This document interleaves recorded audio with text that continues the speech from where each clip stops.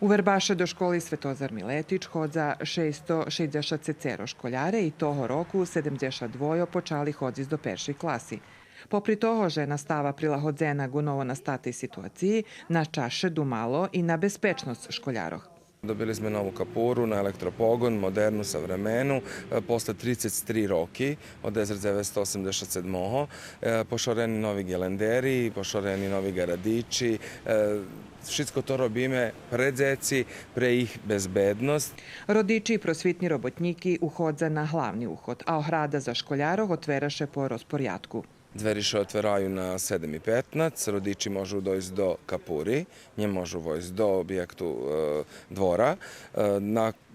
Od 7:30 še zavera i otveraše na 10 hodzin za grupu A u nižších klasoch i na 10:30 še otvera da vojdu grupa B u nižších klasoch, već je zaš zavera na poladnje i za veljku smenu od 5. po 8. klasu, škola otvorena od 13:15, Vecka še zavera i zakončuju na 6 do 5.